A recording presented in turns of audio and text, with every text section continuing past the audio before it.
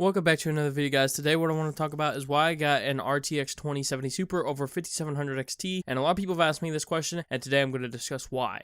So let's jump right into it. Believe it or not, I was leaning more towards the 5700 XT when looking for a newer graphics card, but when it came down to it, the overall issues that I had when trying to get it and obtain it, and the biggest issue, which I'm going to go over, for people who don't know, the 5700 XT initially when it came out was actually not as good as the 2070 Super, let me correct that. But through countless amount of driver updates, the 5700 XT has managed to pull itself back and actually surpass the 2070 Super in some games, not all games by the way, and it's by a marginal error, at least by 10 to 15 FPS, when you're comparing the standard versions. I'm not talking about like a super high clocked, you overclocked it yourself card.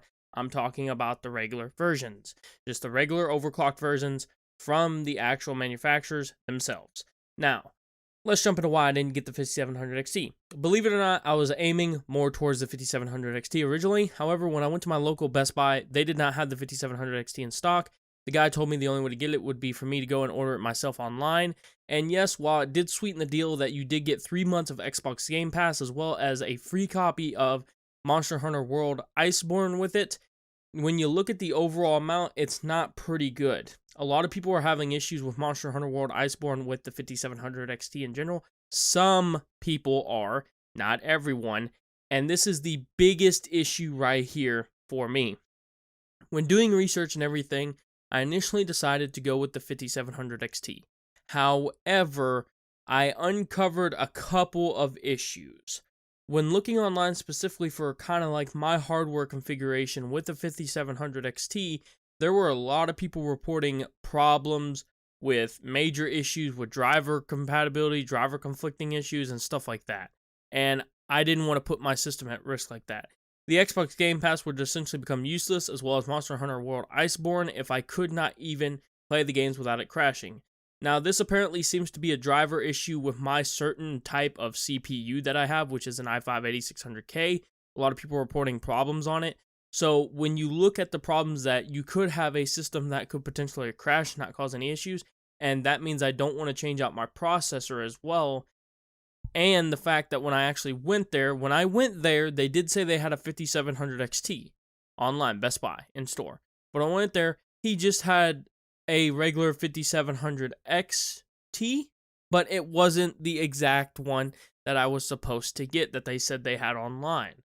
And it didn't offer the Monster Hunter World Iceborne one, and it didn't offer the Xbox Game Pass.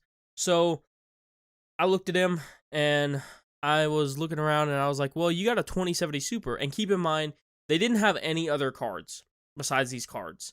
Like, unless you went up to like a 2080. But other than that, they didn't have any other cards. The only next thing they had was like a 10, I don't even think it was a 1070, it was like a 1660, something like that. So I was looking around, I was like, nah, I'm going to go ahead and go with this. And the 2070 Super was actually in the wrong spot. So I got it for cheaper than I was supposed to. So when you add in the fact that the 2070 Super was pretty much guaranteed to work with my system, he did not have the 5700 XT that I wanted, along with the stuff that came with it in store. He had a different version of it. Overall, when it came down to it, I went with the 2070 Super for compatibility wise. And I was asking him, if I did order the 5700 XT that I wanted online, what would overall be the issues with me trying to return it? And he's like, well, you'd have to order it, get it. If we have problems, you'd have to go through our Best Buy customer service. You'd have to go through that. Then they'd have to verify it. That'd take about 4 to 5 days. Then we'd have to do this, then we'd have to do that. Then you bring it back into the store, but you probably wouldn't be able to do that, so we'd probably have to ship it off and then send you a brand new unit. And that in total would probably have took about 15 days out of my time. And I don't want to have to deal with that.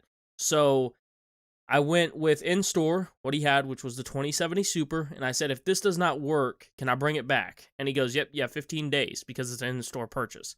I was like, okay, good, great. So that's what led me to getting a 2070 Super over 5700 XT.